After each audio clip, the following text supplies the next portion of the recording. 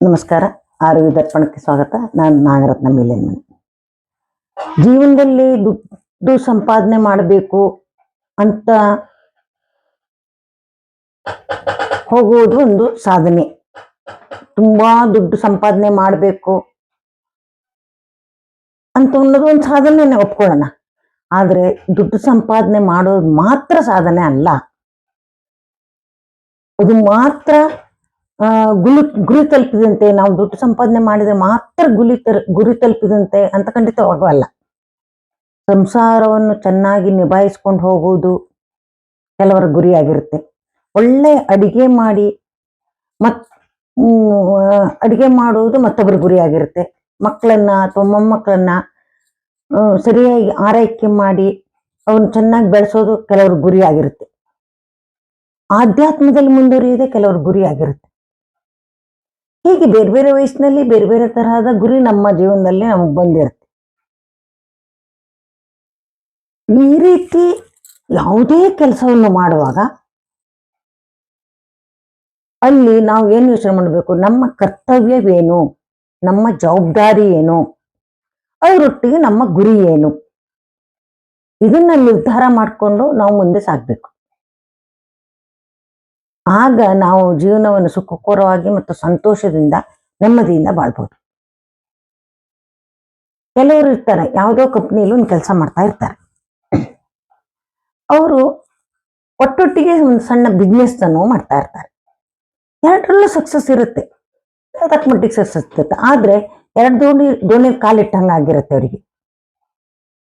ಆಗ ಅವರಿಗೆ ಯಾವುದೋ ಒಂದು ಹಂತದಲ್ಲಿ ಅನ್ಸುತ್ತೆ, ನಾನು ಯಾವ್ದಾದ್ರು ಒಂದನ್ನ ಆರಿಸ್ಕೊಳ್ಬೇಕು, ಒಂದ ಬಿಸ್ನೆಸ್ ಮಾಡಬೇಕು, ಇಲ್ಲ ಕೆಲ್ಸಕ್ಕೆ ಹೋಗ್ಬೇಕು. ಹಾಗೆ ನಿಮ್ಗೆ ಗೊತ್ತಿದೆ, ಒಂದು ಕೆಲ್ಸಕ್ಕೆ ಹೋಗೋದು ಒಂದು ರೀತಿಯ ಕಾರ್ಯ, ಬಿಸ್ನೆಸ್ ಮಾಡುವುದು ಒಂದು ರೀತಿಯ ಕಾರ್ಯ. ಎರಡನ್ನೂ ಒಟ್ಟೊಟ್ಟಿಗೆ ನಿಭಾಯಿಸ್ಕೊಂಡು ಹೋಗೋದು ಕಷ್ಟ ಆಗುತ್ತೆ. ಎರಡು ದೋಣಿಯಲ್ಲಿ ಕಾಲಿಟ್ಟಾಗ ಪ್ರಯಾಣ ಮಾಡಿದಂಗೆ ಆಗುತ್ತೆ. ಆಗ ಏನ್ ಮಾಡ್ಬೇಕು, ಯಾವುದೋ ಒಂದನ್ನ ನೀವು ಆರಿಸ್ಕೋಬೇಕಾಗತ್ತೆ. ಆ ಸಮಯದಲ್ಲಿ ನೀವು ಗೊಂದಲಕ್ಕೊಳಗಾಗ್ತೀರಿ, ಯಾವ್ದನ್ನ ಆರಿಸ್ಕೊಳ್ಳಿ, ಏನನ್ ಮಾಡ್ಲಿ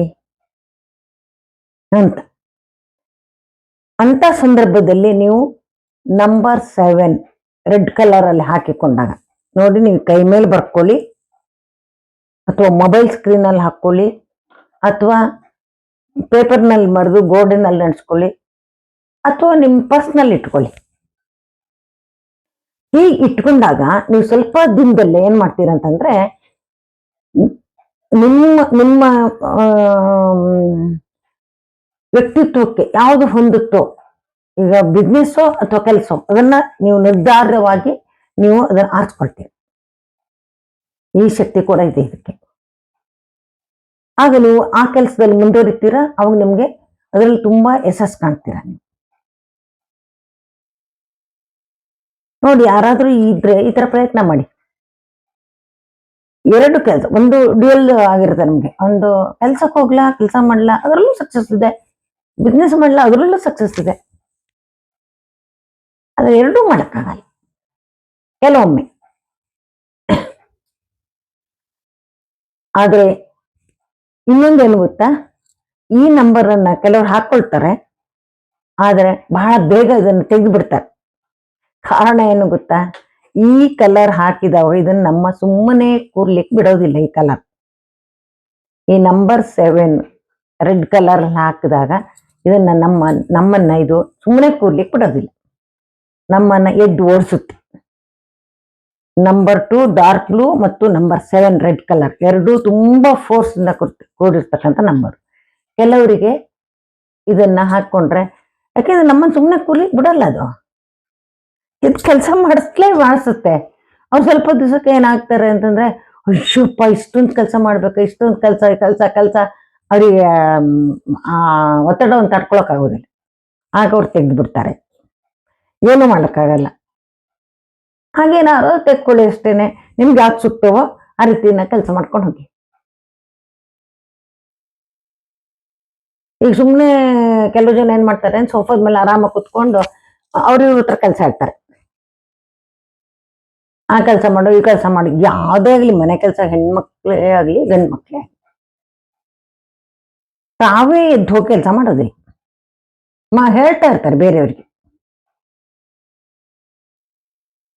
ಅಡಿಯು ಇಂಥದ್ದಾಗ್ಬೇಕು ಅಂತ ಹೇಳ್ತಾರೆ, ಅಥವಾ ಇನ್ನೆಂಥದ್ದು ಮನೆ ಕ್ಲೀನ್ ಮಾಡ್ಬೇಕು, ಯಾವುದೇ ಕೆಲಸಗಳನ್ನು ಬಾಯಲ್ಲಿ ಹೇಳ್ತಾ ಇರ್ತಾರೆ, ಆದ್ರೆ ಎದ್ದು ಮಾಡೋದಿಲ್ಲ. ಆದ್ರೆ ನಂಬರ್ 7 ಹಾಕಿದಾಗ ಅವ್ರನ್ನ ಕೂರಕ್ ಬಿಡೋದಿಲ್ಲ, ಅವ್ರು ಎದ್ದು ಕೆಲಸ ಮಾಡ್ಲೇಬೇಕು, ಮಾಡೇ ಮಾಡ್ತಾರೆ. ತುಂಬಾ ಸೋಂಬೇರಿಗಳಾಗಿರ್ತಾರಲ್ಲ ಅವ್ರಿಗೆ ಹಾಕಿದನ ಕೂರ್ಲಿಕ್ಕೆ ಬಿಡೋದಿಲ್ಲ. ಇದು ಕೂಡ ಹೌದು, ಮತ್ತು ಡಾರ್ಕ್ ಬ್ಲೂ ನಂಬರ್ 2 ಕೂಡ, ಎರಡನ್ನು ಸುಮ್ಮನೆ ಕೂರ್ಲಿಕ್ಕೆ ಬಿಡೋದಿಲ್ಲ. ಎದ್ದು ನಮ್ಮನ್ನ ಚಟುವಟಿಕೆಯಲ್ಲಿ ತೊಡಗಿಸ್ಕೊಳ್ಳೋ ಹಾಗೆ ಮಾಡ್ತಾ ಇದ್ರು. ತುಂಬಾ ಪವರ್ಫುಲ್ ಆಗಿರ್ತಕ್ಕಂಥ ನಂಬರ್. ನಮ್ಗೆ ಈ ನಂಬರ್ ಹಾಕೊಂಡ ತಕ್ಷಣ ಏನಾಗ್ಬಿಡುತ್ತೆ ಅನ್ನೋ ಭಾವನೆ ಎಷ್ಟೋ ಜನಕ್ಕೆ ಇರ್ಬೋದು. ನೀವು ಬೇಕಾದ್ರೆ ಟೆಸ್ಟ್ ಮಾಡಿ ಹಾಕೊಳ್ಳಿ ಒಂದ್ಸಲ. ಇದರಿಂದ ಕಳ್ಕೊಳ್ಳೋದು ಏನೂ ಇಲ್ಲ, ನಿಮ್ಗೇನೋ ತೊಂದರೆ ಆಗೋದಿಲ್ಲ. ನೀವು ತುಂಬಾ ಕೆಲಸದಲ್ಲಿ ತೊಡಗಿಸ್ಕೊಳ್ತೀರ ಅಷ್ಟೇನೆ. ಎಲ್ಲರಿಗೆ ಏನು ಗೊತ್ತಾ, ತುಂಬಾ ಕೆಲಸದಲ್ಲಿ ತೊಡಗಿಸ್ಕೊಳ್ಳೋದೇ ಅವ್ರಿಗೆ ತುಂಬಾ ಇಷ್ಟವಾಗಿರುತ್ತೆ. ಅವ್ರಿಗೆ ಸುಮ್ಮನೆ ಕುತ್ಕೊಂಡ ತಕ್ಷಣನೇ ಅವರಿಗೆ ಒತ್ತಡಕ್ಕೊಳಗಾಗ್ತಾರೆ. ಏನ್ ಸುಮ್ಮನೆ ಕುತ್ಕೊಂಡ್ಬಿಟ್ನಲ್ಲ, ನಾನು 1 ಗಂಟೆ ವೇಸ್ಟ್ ಮಾಡ್ಬಿಟ್ನಲ್ಲ, ಅರ್ಧ ಗಂಟೆ ವೇಸ್ಟ್ ಮಾಡಲ್ಲ, ಅರ್ಧ ಗಂಟೆ ಸುಮ್ಮನೆ ಕುತ್ಕೊಂಡ್ಬಿಟ್ನಲ್ಲ. ಇಲ್ಲಿ ಸುಮ್ಮನೆ ಕುತ್ಕೊಳ್ಳಿಕ್ ಆಗೋದಿಲ್ಲ. ಅವ್ರು ಒಂದಾದ ತಕ್ಷಣ ನಾನು ಕೆಲಸ ಮಾಡ್ತಾನೆ ಇರ್ಬೇಕು.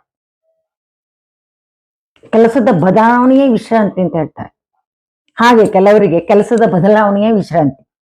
ಒಂದಾದ ತಕ್ಷಣ ಈಗ ಆಯ್ತು, ಏನೋ ಒಂದು ಬುಕ್ ಬರಿತಾ ಇದ್ದಾರೆ, ಬುಕ್ ಬರೆಯೋದು ಆಯ್ತು, ಆಯ್ತು, ಅದಕ್ಕೆ ಒಂದು ಸ್ವಲ್ಪ ಬ್ರೇಕ್ ಬೇಕು ಅಂದ್ಕೊಂಡಾಗ ಅಡಿಗೆ ಮನೇಲಿ ಏನೋ ಕೆಲಸ ಮಾಡಕ್ ಹೋಗ್ತಾರೆ. ಆಯ್ತು, ಅಡಿಗೆ ಮನೆ ಕೆಲಸ ಆಯ್ತು, ಮತ್ತೆ ಇನ್ನು ಈ ತರ ಬೇರೆ ಬೇರೆ ಕೆಲಸಗಳು, ಬಟ್ಟೆ ಹೊಲಿಯಕ್ಕೆ ಹೋಗ್ತಾರೆ. ಮತ್ತಿನ್ನೇನು ಇಲ್ಲ ಅಂತಂದ್ರೆ ಪುಸ್ತಕವನ್ನು ಓದ್ತಾರೆ, ಇಲ್ಲ ಒಂದು ವಾಕಿಂಗ್ ಹೋಗಿ ಬರ್ತಾರೆ. ಎಲ್ಲವೂ ಕೂಡ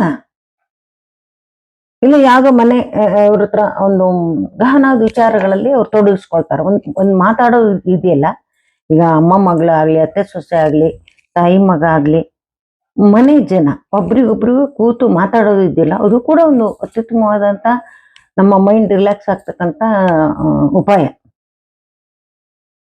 ಅಲ್ಲಿ ಹಲವಾರು ವಿಷಯಗಳು ಬರುತ್ತೆ. ನಾವು ಗಾಸಿಪ್ ಮಾಡೋದು ಕೂಡ ಒಳ್ಳೇದೇ, ಯಾವುದೇ ಹಾನಿ ಆಗದೆ ಇದ್ದಂತ ಗಾಸಿಪ್. ಅಥವಾ ಆಧ್ಯಾತ್ಮ ವಿಚಾರಗಳನ್ನ ಮಾತಾಡ್ಬೋದು, ಸಾಮಾಜಿಕ ವಿಷಯಗಳನ್ನ ಮಾತಾಡ್ಬೋದು, ವೈಜ್ಞಾನಿಕ ವಿಷಯಗಳನ್ನ ಮಾತಾಡಬಹುದು. ಎಲ್ಲ ಈ ತರ ಮಾತಾಡಿ ನಾವು ಆದಾಗ ನಮ್ಮ ಮನಸ್ಸಿಗೆ ಒಂದು ರಿಲ್ಯಾಕ್ಸೇಷನ್ ಸಿಗುತ್ತೆ. ಅದು ವಿಶ್ರಾಂತಿ. ಕೆಲವರಿಗೆ ಅವರು ಕುತ್ಕೊಳ್ಳೋಕ್ಕೆ ಸಾಧ್ಯ ಇಲ್ಲ, ಕುತ್ಕೊಳ್ಳೋದೇ ಇಲ್ಲ. ಅವರು ಬಹಳ ಬಹಳ ರೇರು. ಅವ್ರ ಸುಮ್ಮನೆ ಕೂತ್ಕೊಂಡ್ರನ್ನ ಬೇರೆಯವ್ರು ಆಶ್ಚರ್ಯ ಪಡಬೇಕು, ಯಾಕೆ ಇವತ್ತು ಒಂದು ಅರ್ಧ ಗಂಟೆ ಕುತ್ಕೊಂಡ್ಬಿಟ್ಟಿದ್ಯಾ, 1 ಗಂಟೆ ಕುತ್ಕೊಂಡ್ಬಿಟ್ಟಿದ್ಯಾ, ಆರೋಗ್ಯ ಚೆನ್ನಾಗಿದ್ಯಾ ಕೇಳ್ಬೇಕು. ಹಾಗೆ ಅವ್ರು ತಕ್ಷಣ ಒಂದು ಕೆಲಸದಲ್ಲಿ ತೊಡಗಿಸ್ಕೊಳ್ತಾರೆ. ಆದ್ರೆ ಸೋಂಬೇರಿಗಳಿರ್ತಾರಲ್ಲ, ಅವ್ರು ಆರಾಮಾಗಿ ಕುತ್ಕೊಂಡೇನೆ ಎಲ್ಲ ಕೆಲಸವನ್ನು ಮಾಡಿಸ್ತಾರೆ ಬೇರೆಯವ್ರ. ಅಂತ ಸೋಂಬೇರಿಗಳಿಗೆ ಇದನ್ನ ಹಾಕಿದಾಗ ಅವ್ರು ಎದ್ದು ಕೆಲಸ ಮಾಡಕ್ಕೆ ಮಾಡ್ತಾರೆ. ಇದು ಕೂಡ ಹೌದು. ಮತ್ತೆ ನಂಬರ್ 2 ಡಾರ್ಕ್ ಬ್ಲೂ ಕೂಡ, ಎರಡು ನಮ್ಮನ್ನ ಕೂರ್ಲಿಕ್ಕೆ ಬಿಡಲ್ಲ. ನಿಮ್ಗೂ ನಿಮ್ ಜೀವನದಲ್ಲಿ ಕೆಲಸಗಳು ಚೆನ್ನಾಗಿ ಫಾಸ್ಟ್ ಆಗಿ ಆಗ್ಬೇಕು, ಆದ್ರೆ ಫಾಸ್ಟ್ ಜಾಸ್ತಿನೂ ಆಗ್ಬಾರ್ದು, ಒಳ್ಳೆ ರೀತಿಯಿಂದ ಸಾಗಿ ಹೋಗ್ಬೇಕು ಅಂತಂದ್ರೆ ನಂಬರ್ 7 ರೆಡ್ ಅನ್ನು ಹಾಕೊಳ್ಳಿ. ನಿಮ್ಗೆ ತುಂಬಾ ಚೆನ್ನಾಗಿ ಕೆಲಸ ಮಾಡುತ್ತೆ. ನಿಮ್ದ ವೈಯಕ್ತಿಕ ಯಾವ್ದಾದ್ರು ಸಮಸ್ಯೆಗಳಿದ್ರೆ ನಂಗೆ ತಿಳಿಸಿ, ಇದಕ್ಕೆ ಮೆಸೇಜ್ ಮಾಡಿ ನಂಬರಿಗೆ 6366310264. ಮೆಸೇಜ್ ಮಾಡಿದ್ರೆ ನಾನು ಉತ್ತರ ಕೊಡ್ತೀನಿ. ಮತ್ತು ನಿಮ್ಮ ಅಭಿಪ್ರಾಯಗಳನ್ನು ಕಮೆಂಟ್ಸ್ ಮೂಲಕ ತಿಳಿಸಿ. ಚಾನಲ್ ಅನ್ನ ಸಬ್ಸ್ಕ್ರೈಬ್ ಮಾಡುವ ಮೂಲಕ ಪ್ರೋತ್ಸಾಹ ನೀಡಿ. ನಮಸ್ಕಾರ.